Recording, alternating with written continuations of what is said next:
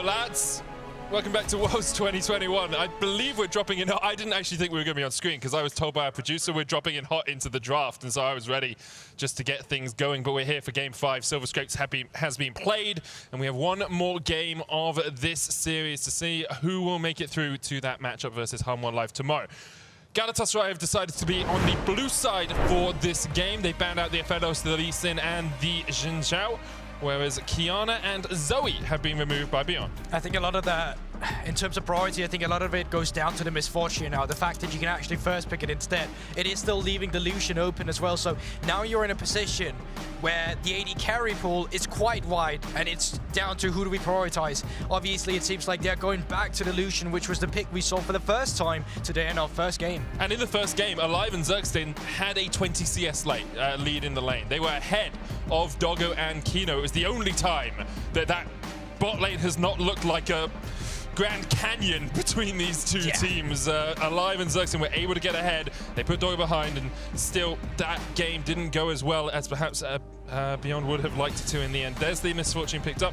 We'll see where they go for their next pick with Jinzhao and with Lee Band. It makes sense to get that Ryze. It's something that we've seen Maoan and Bolulu really heavily prioritize. Yeah, we have, but so far we've also seen Maoan do better into the Ryze than we've actually seen the other way around, and it seems like having that Syndra to neutralize the pick just works better. Blind picking Leona here can be a bit interesting because it just sets up the Braum for the Lucian Braum here instead. So I understand wanting to have the priority, but I feel like as a jungler, you could have picked one here for Husha and then left the counter pick or third pick for support here over to the side of the Leona. In the end, they prioritized the bot lane so much with Doggo and Kino, and you can already clearly see it in the draft. Now, Crazy Gwen has been banned against him loads of times when you head into the second ban phase, but do you really want to blind pick it? That's a bold task, but no, he's going for it. 100% win rate on the champion this summer and this Worlds. So I wonder if you go for something like, I'm debating if Bolulu wants to pick the Ryze here, and then only one of those can be counted, and you can ban out counters to the other in the second phase. So if you pick Ryze and then Maoan picks Syndra, it's like, okay, we'll just ban out Gwen counters. The problem with that is you won't get that Braum for the support either. Very then true. Obviously you leave yourself open. But you know what? They don't want the Braum. They don't want the mid lane. They want the Olaf for Mojito in the jungle instead. So that's interesting, but that also just screams to me that this team is going for the early priority. This team wants to have all the early brawling power and potential on their side. Mojito's played Olaf 4 times across the course of Season 11, has won 2 of them. So it's not a super comfortable pick. In fact, hasn't even played it at all in summer. Well, there you go. Bringing something out of the back cabinet, it seems, in the form of that Olaf. There's Graves locked in for Beyond as well. Could, of course, go top. We've seen it in the jungle as well. Husha can take that. And now we move into the second phase. Rakan banned away from Zergsting.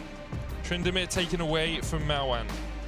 Or even from Liang in the top lane. That's the thing, this Graves still a flex pick, right? Can be moved into jungle, can be used up in one of these lanes. Not too sure about the Graves Gwen matchup, but in the end, it still leaves the flexibility open, and some interesting bans to come out here as well. The Rakan is one of them, Yumi being the other, and that does still leave open the Braum for Zergsting here later if he wants to. So getting that Olaf early priority apparently doesn't seem all too bad against him, and now seeing this Silas ban, it could also mean we would see a Twisted Fate. I mean, that's the big thing. Like, the Maoan, I believe, doesn't play as much Twisted Fate as Bolulu plays. Yeah, so he hasn't played it at all. Whereas, because Bolulu plays the Twisted Fate, you can ban the Silas, take the Twisted Fate for yourself. It means that you couldn't get it countered, but Ryze obviously are locked in here for Beyond. It's actually Gnar.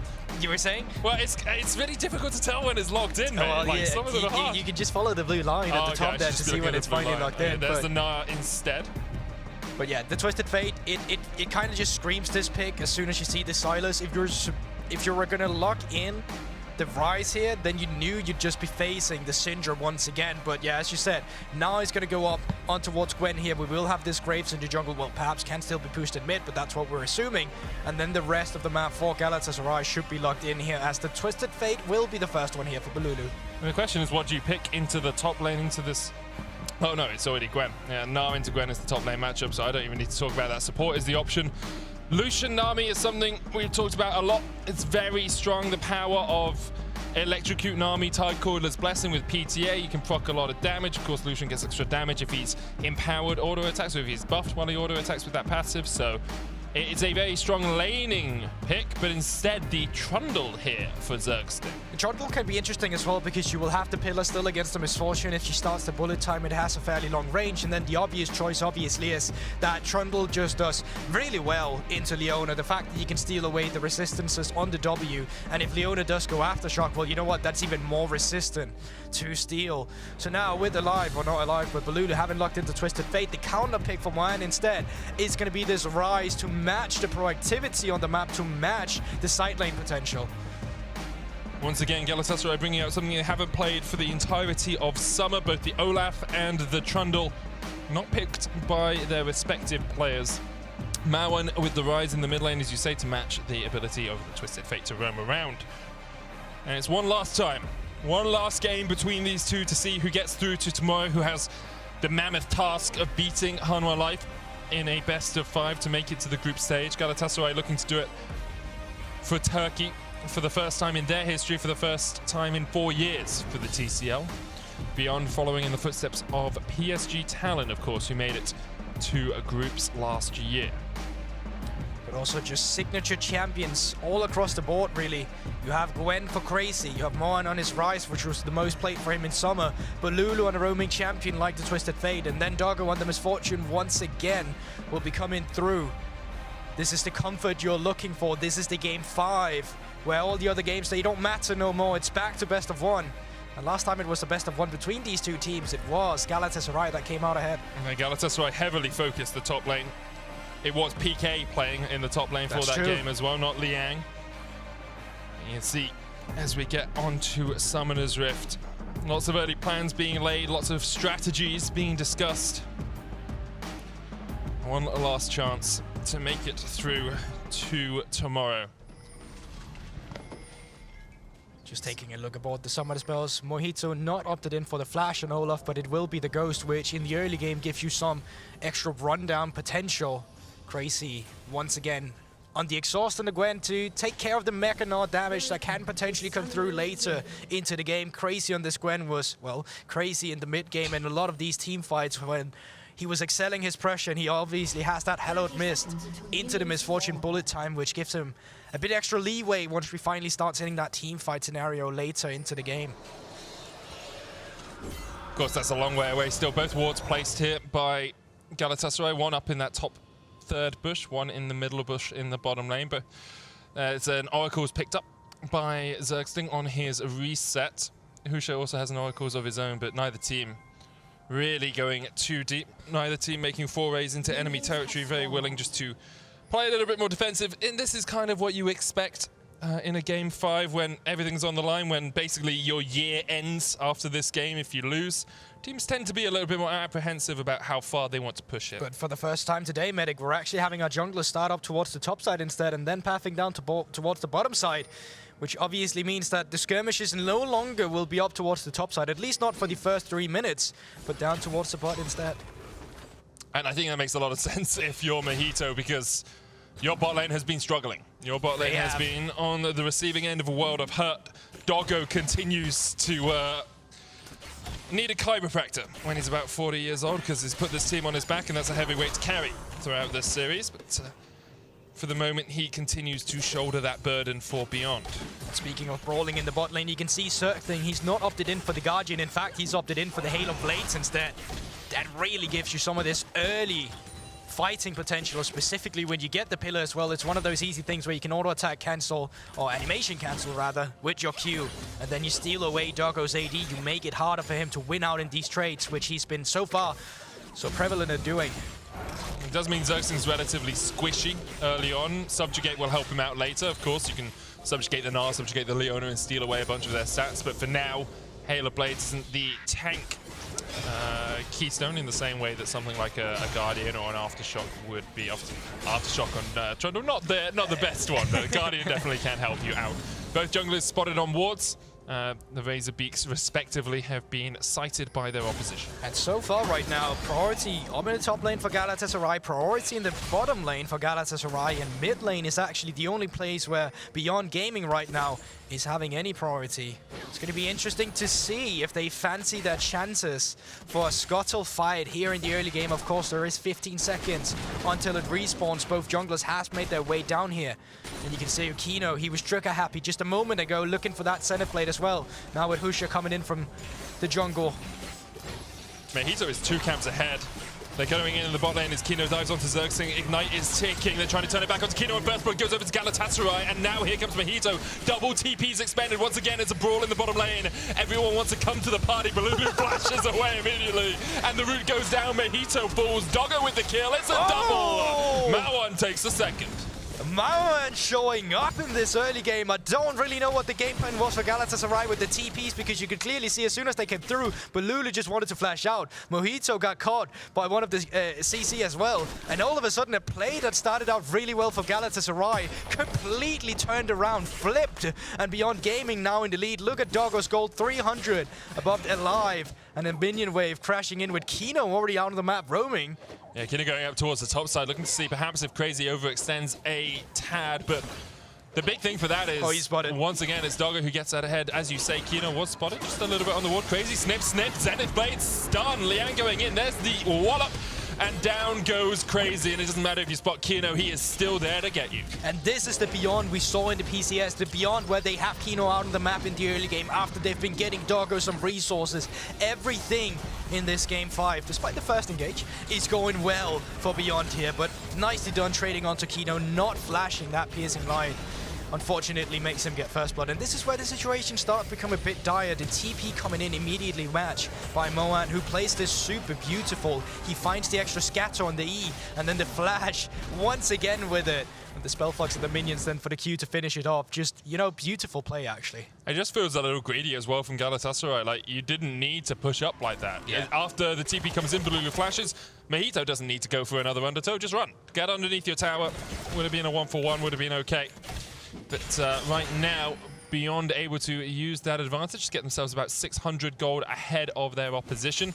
Maoan already 1-0-1 on this Ryze, has the Amptome building up as alongside that tier. So Beyond in a strong spot overall. And once again, it feels a little bit like we're on Doggo watch. How big can he get in the early game? How big can he get towards these later team fights? And will he ever die on this misfortune? Because he's pretty slippery when it gets towards later portions of a match. Find out in the next episode. With the way you set that one up, but no, we will find out in this game. But right now, it's not going to be about the bot lane. It's going to be about the top lane with Crazy, the recipient of jungle attention.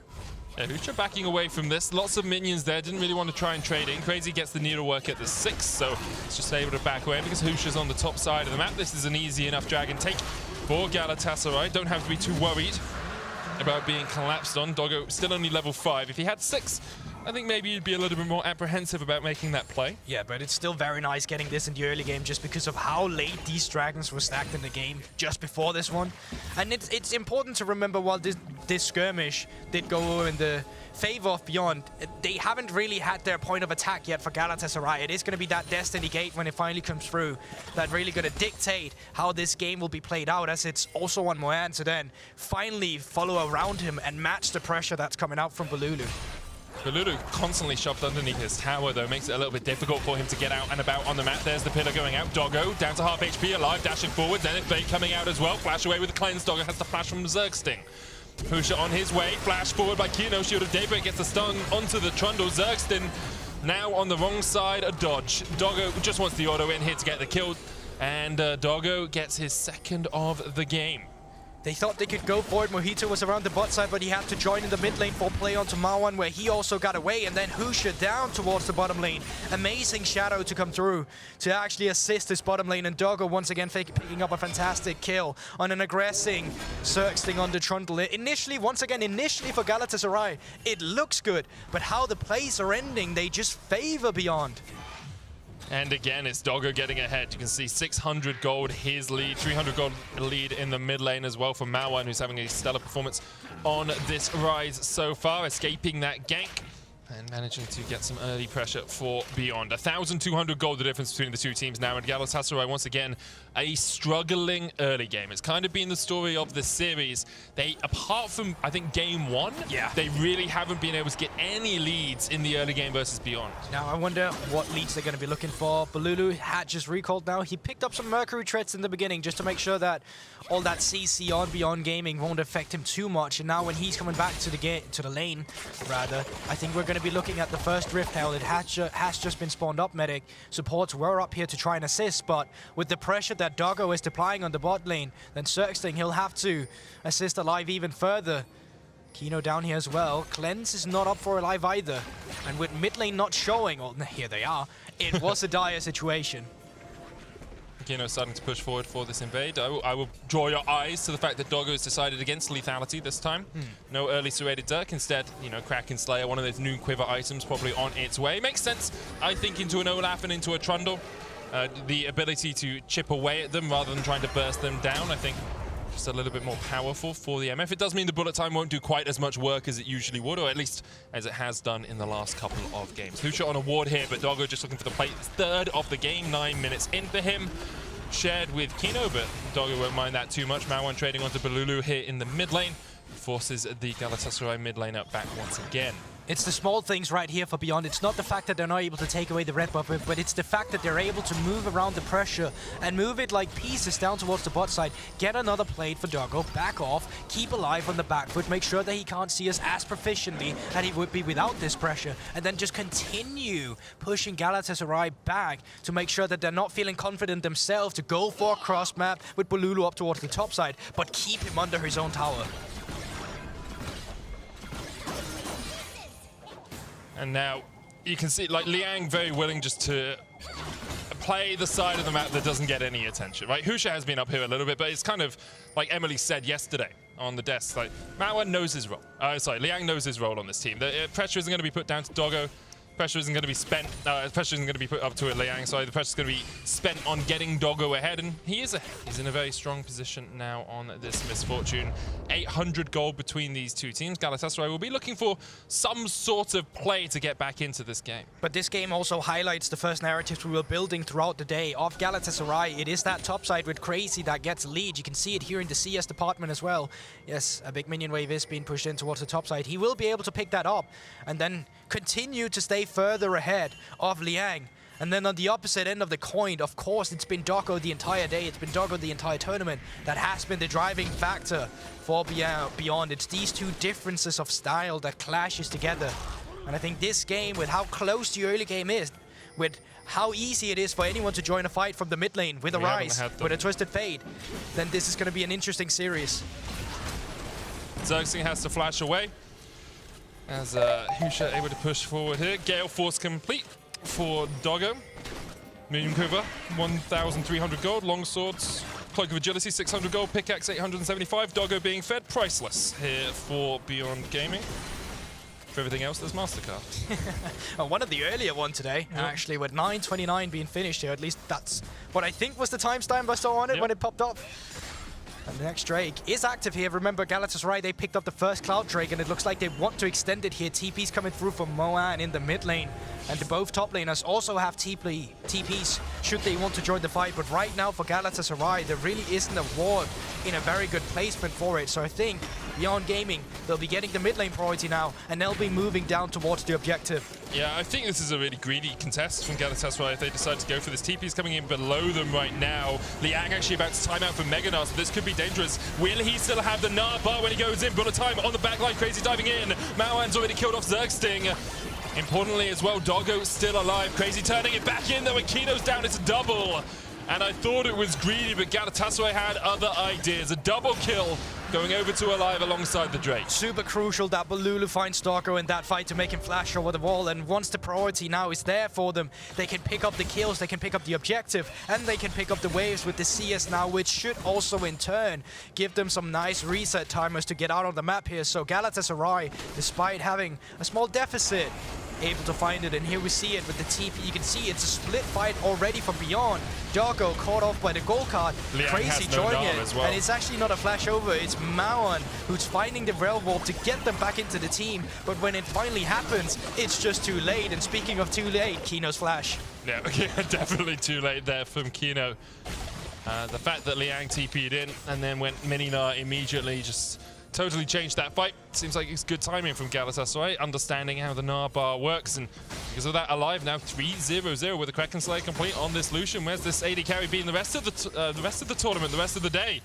Alive has definitely been a point of weakness for Galatasaray here. He's sitting in a pretty strong position. Question is, with all that weight on his shoulders, can he carry Galatasaray through these other fights? Yeah, I think he's definitely in a good position to do so. And I also think the fact that he's able to keep them stable in the early to mid game is allowing the rest of the members to catch up.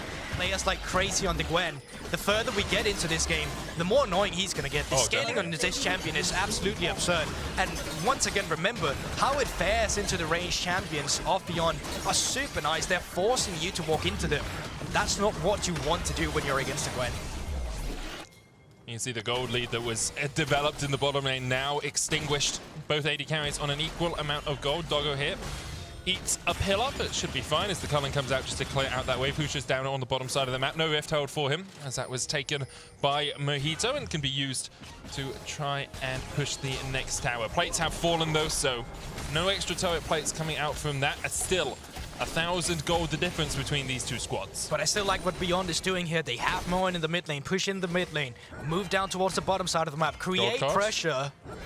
There's no flash in Bolulu, so no way to extend the gap there. And because Maoan is able to push in the mid, move down towards the bottom, Alive and Zergsting, they have to respect it. They're already being pushed in by Doggo. And it's how Beyond is moving around the pressure like this. These key pieces on the map. They're able to get these small gold leads in the early game that just, you know, piles up on top of each other. In a very strong position. 2,000 gold ahead. Crazy's going to be given over the blue buff here. Is he though? Oh, Bolulu might take it. I mean, either one of them having it is fine. I think Bolulu will be happier for it. And Crazy seems to be comfortable just continuing to go back up towards that top lane. On the way to the Rift Maker, very strong in the hands of Gwen.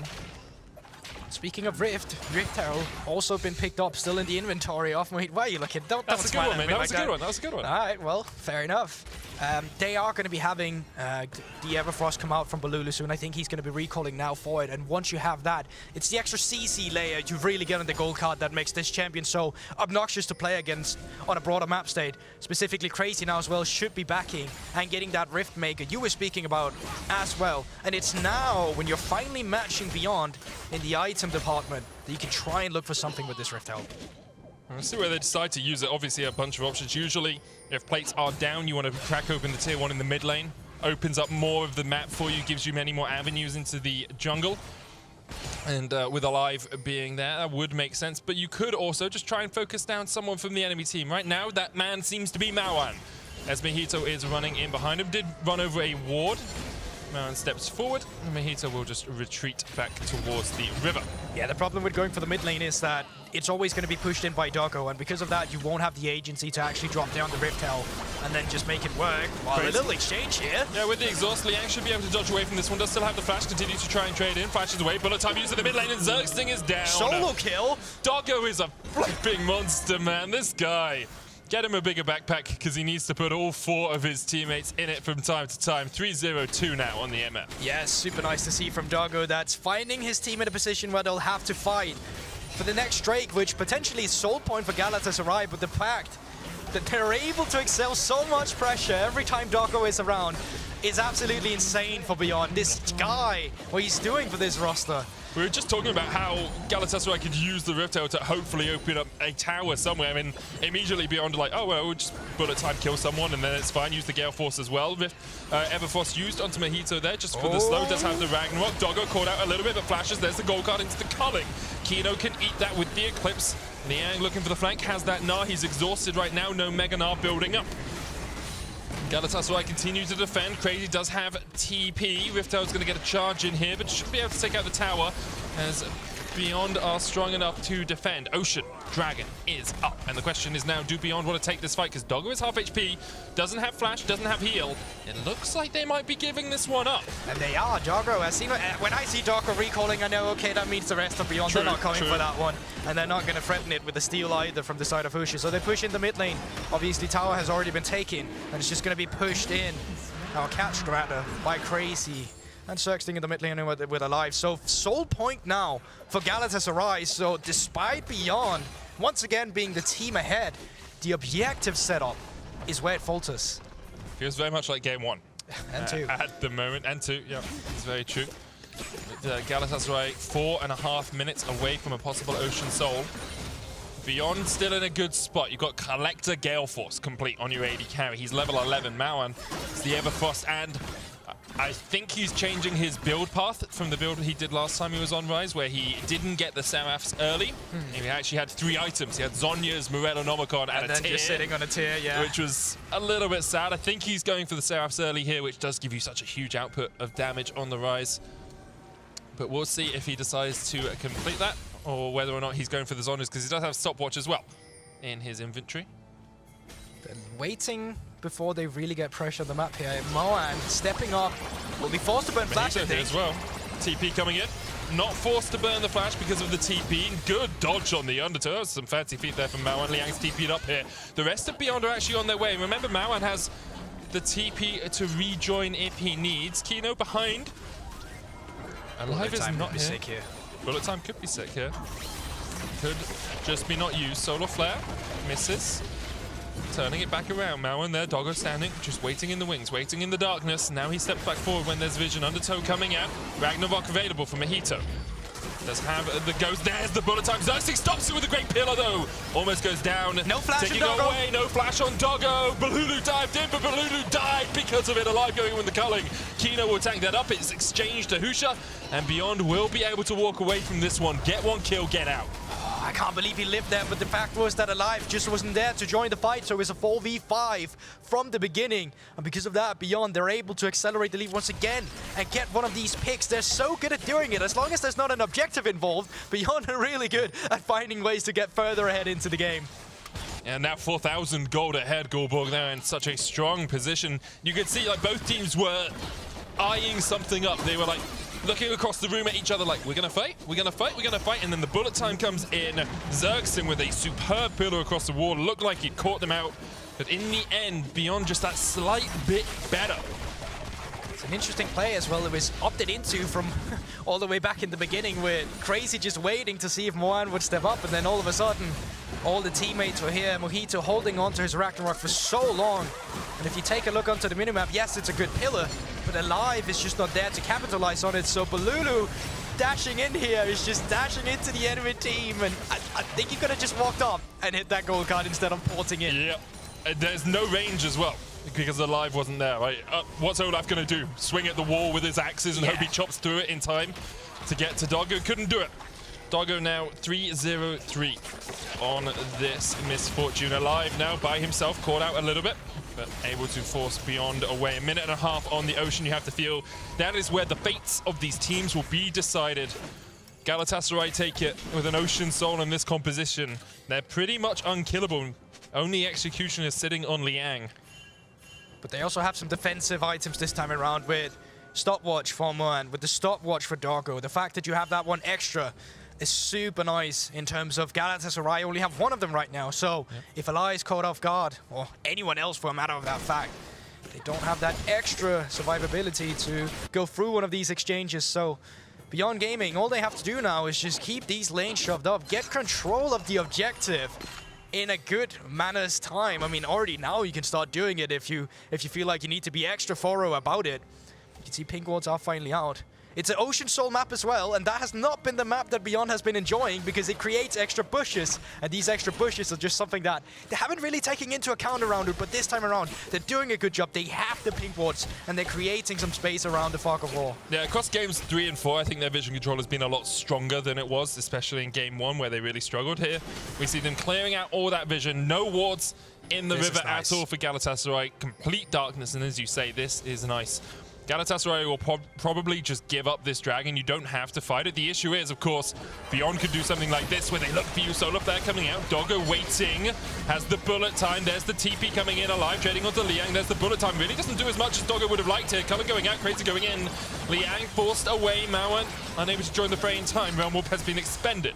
You need to be fast about this one. Liang doesn't have TP, so if you're able to start up the objective before he gets there, that's super crucial. They won't have that Mega Gnar available. Well, he will now. He's stacking it up on the wolves. This could be a disaster call for Beyond. Crazy expended his TP. Beyond unwilling to give up the ocean. Smoke screen coming out.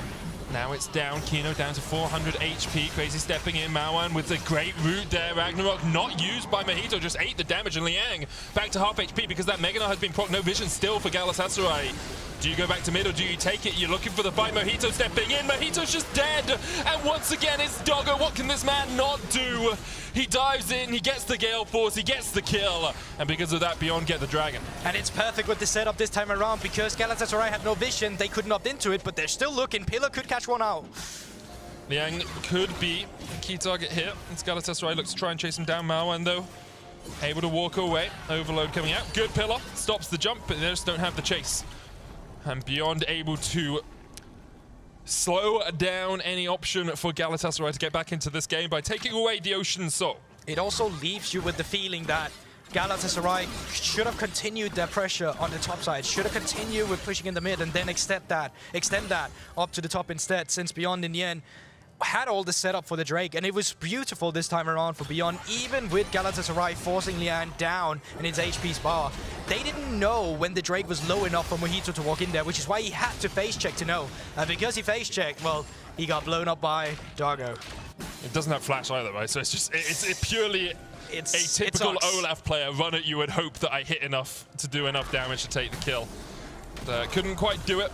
Beyond continue to keep this gold lead at around the 4,000 mark. Doggo now has a BF sword building up towards a possible GA, or could just be using that BF sword to, you know, get an Infinity Edge or get a Bloodthirster, depending on how the mood sways him. And it becomes harder and harder for Galatasaray to do anything. Importantly, though, for them, I think Crazy's now in the position where he can kind of split push into Liang without too many worries. You know, item and a half on the Gwen. Maybe wants that full second item, but for the moment, I think Liang will struggle in that pure 1v1. The Cosmic Drive is going to be the pivotal thing for Gwen here. The fact you get that extra movement speed ability here is super nice to work around with and really does help a bruiser like AP bruiser like Gwen here in this scenario. And there we have it. It is finished up. So you have the ability haste, you get up those Ionian boots, you have the extra ability haste off the Cosmic Drive now. And this is what you're looking for in these fights. But the problem for you is that you've been struggling to find these beneficial fights because Beyond finally adapted and improved and overcome their issues with the vision control around these neutral objectives. So difficult for them to find a fight as well, just because of how much CC there is locked in. Destiny, gold card hits, and there's the stun on the Realm Warp. Connect Crazy with great positioning. Liang now TP's in. Flash. There's the exhaust, no flash on Liang. The Gnar's going to only get one back. Liang can't try and jump across this wall. It's gone into the minion. There's a fight down towards the bottom side as well as Kino. I can't believe it. Crazy gets another, and Goldball can't believe it, but Galatasaray are cheering for this. Doggo able to survive, does still have the flash, but Kino will die. 3 for 1 in favor of Galatasaray. However, they do lose their jungler. And that's the only saving grace, Medic. The fact they lost their jungler, so you didn't just throw and give Galatasaray the Baron, but Beyond getting caught off guard by a Bolulu on the Twisted Fate, finding them split up, finding the workaround together. The two solo laners, Crazy. Husha. Oh no, they can still look for more. Pillar was a little bit early there. Gold card's going to come out. Husha will be able to flash away from it. Tower falls in the mid lane. Doggo still surviving through all of this, and gold now shrinks. 2,000 gold the advantage for the PCS number 2 seed. Turkey are fighting back. But this is something Galatasaray has been so good at doing, as you can take a look at this reaction replay. The fact that it's the two solo laners working around the map to use it. Normally you'd see the jungler and the solo laner work around, but here for Galatasaray, they know how reliable they are together now. This is what we didn't see, Medic, on the other side of the map, what actually happened here in the 3v3 scenario. And you know, it's quite telling actually, because this is Beyond Gamer's strong side, where you have down in the mid lane Doggo, he's fighting with you. On the other side, you have the strong side of Galatasaray, which is the solo laners, and they win out at each strong side here. It's just super interesting to see in this best of 5 series how well the difference of style correlate in our last game. Yeah. I will say as well, it's very rare to see an Olaf pop Ragnarok and Ghost running down an AD carry and be the one to die. Usually, it's the AD carry that is on the losing end of that fight, but Doggo continues to impress. Ah, you're approaching me. Call an ambulance. Gold lead now shrunk, though, between these two teams, as we say. 1,200 the difference. Tower falling in the top lane. Ocean Soul available in 30 seconds for Galatasaray. Beyond Gaming obviously sitting only on one dragon. They will try and get this Scuttle Crab for vision so that they can then path down towards the bot side river. And I wonder how they want to set up around this, because Galatasaray do have the mover's advantage right now, as that Trundle can get into the river if he wants. But with Bolulu not there, I don't think Galatasaray want to push in too far. No, he will be there in just a moment, though. Bot lane has crashed down towards the bottom side of the map, funny enough, and that just gives them the agency with how you entrance this river. Obviously, though, Beyond have pushed in the mid lane, and they need to take care of this vision control now, Medic. The Drake is spawning in 1 minute, and you barely have vision around the Drake. Ragnarok popped. Bolulu and Crazy on a flank. Oh, they don't know. Bolulu they don't and have Crazy vision. on the flank. Galatasaray looking to make it to their second round of knockouts for the second year in a row. Ocean Drake there. Husha stunned up. There's the Cullen going out. Husha will secure it, but Crazy's going in. Needle work onto the backline. Doggo getting away. There's the bullet time of the realm. We'll get them all out. Crazy pops the stopwatch for Lulu with a flank, with a gold card. Doggo dies for the first time in what feels like in a millennia. And Galatasaray able to win the fight, but Maoan now pushing forward. Liang on the advance as well. Husha forced away. The undertow will slow them all. Galatasaray win the team fight. I can't believe they find it, but Lulu's port was so crucial as well over the wall to get agent access, rather, to Doggo in that fight that did have the flash, but nowhere to flash to. And these fights just get crazier and crazier. Beyond, luckily, they do pick up the Drake, but the setup was there 10 seconds before Drake respawned, and it allowed Galatasaray to come in from the bottom side of the river, and it's making this game 5 so goddamn competitive. Gold basically even between these two teams. Once again, you can see Husha stunned up, Dragon secured, and then Crazy is the one to initially advance. Yeah, and you know, good ultimate for Maoan in the beginning, because if you get caught in that chokehold with Crazy being able to do so much AoE damage, that's your entire team just getting aced. There we see it from Bolulu, the nice Destiny, seizing it, opening the gate there for the pick onto Doggo, and then a triple undertow just to get out alive with the rest of your members, not getting the objective, but getting the kill advantage, making this game stay competitive, win an almost identical gold lead, Medic. Yeah, like 100, 200 gold, doesn't really matter at all. Importantly as well, Doggo hasn't got a QSS. He went Infinity Edge third item, there's no Mercurial, there's no way out of the gold card for him. There's no Mikhails, if he gets caught with a gold, he is stunned. He is locked there until that stun expires, or until, you know, the CC chain has finished. Alive 5-0, 3 and a bit items as well on this Lucian. Having the game of the series for him, right? He has definitely been struggling, but here, basically even on CS, you know, 10 CS at this point really doesn't matter too much. Kino going in, Zergsting caught with the Zenith Blade. There's the bullet time going in as well, and Zergsting is down. Collateral damage into the Ignite, into the bullet time is enough. Bolulu though with a gold card stopwatched by Doggo. Guess that acts as a QSS. Liang on the flank. Crazy is not with the team. Does have to TP, but with the support down, Beyond might decide they want to push towards this Baron.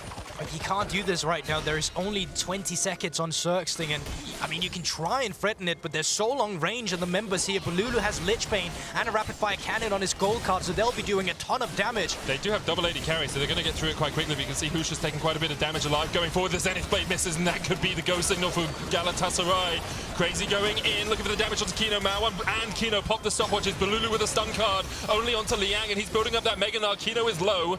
The Baron continuing to help Galatasaray here, as now Crazy's looking for that flank position. A couple of recalls have been started. Crazy, do you want to take the blast? Liang goes in. Oh, immediate Ragnarok there from Mojito, able to keep himself alive for the moment. Crazy now stepping forward. Alive is pushing in the mid lane. Realm Warp away. You start the Baron right now, Galatasaray, if you want to go for this. They've already tried to get away. TP is going to happen for Maoan and for Liang if they want to get back. The TP from Maoan has to be perfect here. Galatasaray looking for the Baron. Mojito is low. Doggo forced up towards the top side. His lonesome is almost down. 400 HP now on the AD carry. TP behind them. Galatasaray looking for the Baron, looking for the soak, looking for the chance to fight on what life tomorrow. Husha goes in. Husha steals the Baron. And once again, Beyond Gaming are able to find the clutch factor in these fights. What feels like the first time for Husha. He finally gets that smite down over Mojito, and he keeps his team alive in this one. That Whelmorp almost solidified the fate of Beyond, throwing once again at the Baron, but this time around they flip it, they're confident and they take it. Oh, just look at how close this was. You can see Doggo forced away. Alive does such a good job of hitting the culling. And this is the moment you think, well, do you turn for Maoan or do you stay on the Baron? Yeah, and I think Zergsting and Mojito, or Bolulu rather, they're doing so much to try and zone away the other members that they weren't taking into account that Husha was going to come directly over the wall. And because of this, it all just came down to a steal, and he's still cool and calm and collected when getting it. Now that's a happy man in the coaching staff instead. And that's so the opposite. On the other side, of course, Galatasaray do still have options in this game. Ocean Drake, Ocean Soul for them. It's about to spawn in 30 seconds time, but against a Baron with 4 members of Beyond carrying, actually all 5, I believe, are carrying that Baron. Husha was able to get out alive. Doesn't have the flash. Doggo has both his summoners for this next fight. Galatasaray has shown us just how strong their team fighting can be across the last few battles on this Rift. Across the whole best of 5, they've continued to impress, but right now, Beyond in the driver's seat. Ocean Dragon up, 8, 7, 6. 5 seconds, and here we go. Really, Galatasaray don't seem to want to contest. They're going to push forward, but that Dragon is gone before they can get there. Galatasaray, too little, too late. Crazy jumps in. Skip and slash Bolulu with the flank. Mojito and Zergsting going forward as well. Alive pushing in. Husha stunned up with the gold card. Realm Warp's going to get him out. Gets Kino out as well. Pops the stopwatch. The bullet time turns back around on them. Alive solo. Doggo going in. Ragnarok just able to keep him alive. Zergsting will be isolated off towards the top side, but Alive dies. Zergsting dies. And perhaps with it, any hope for Galatasaray to make it through to tomorrow dies as well. These defensive Realm Warps has been so good. The fact that Maoan isn't even near him, he's just creating the portal for his team to go into, and now Crazy maybe caught off guard as well. Kino just looking for the stun. Flash, stun. Liang on there. The chase as well. Hallowed Path will get Crazy out for the moment, but that's the slow. There's the Zenith Blade. There's the shutdown. And meanwhile, both Husha and Doggo are pushing in this mid-wave, and they're just going to keep pushing in. Alive, 19 seconds away. Zergsting 6. Galatasaray had a hope. They had the Baron in their hands. Doggo stunned up. Wildcard's going to eat through him as well, but that first Nexus Tower is low. Beyond. 1 Nexus Tower away from glory, 1 Nexus Tower away from the reverse sweep here against the TCL #1 seed. Beyond. From the PCS, the #2 seed will take the win. They'll take the Nexus and they will make a matchup with Hanwha Live tomorrow. They get the reverse sweep. Crazy scenes from Beyond in terms of what they had to overcome in the end. It wasn't really Galatasaray in the end. It was themselves they had to overcome, their own mistakes, their own demons. And they're able to do it here in the last game as well. It wasn't clean, but it came down to one of these objective slips again. The fact that Husha gets that Baron, the fact they get the next 3 Ocean Soul. When Galatasaray has the soul point, it keeps them in the game for so long, and what a great best of 5 to start out the day with. Medic, we're not even done. This was just the first one today. What a performance by both teams. Of course, commiserations to Galatasaray. They were looking to follow in the footsteps of Supermassive and making it through to the second round. It's a tough loss. It's a hard loss because you were so close, and you were so close over and over and over again, but Beyond on the day, just ever so slightly better. And you know, it's the beauty of the esports. It's the smiles of the victors, it's the cries of, unfortunately, the losers in this case scenario, but they had a really good fight rather. I think Galatasaray pushed Beyond Gaming to be better. They pushed them and punished all these mistakes that we saw, but Beyond Gaming, they also keeps the hopes alive for the second seed of PCS.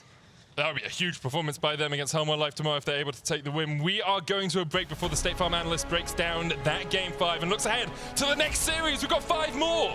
Worlds 2021 continues when we come back.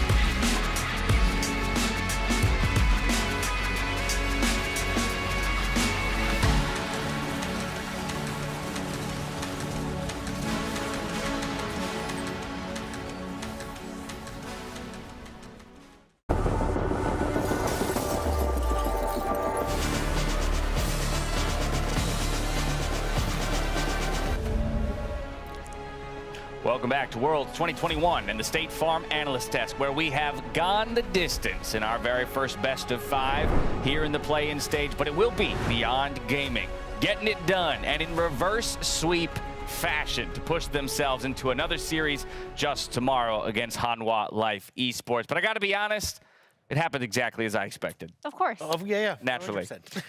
The easy 3-2. What a series it was. I actually love what Goldberg had said there near the end, that while they did drop the first 2 games, and while I'm sure it is a heartbreaking and devastating loss for Galatasaray, it really felt like they forced Beyond to prove that they were the better team throughout the series.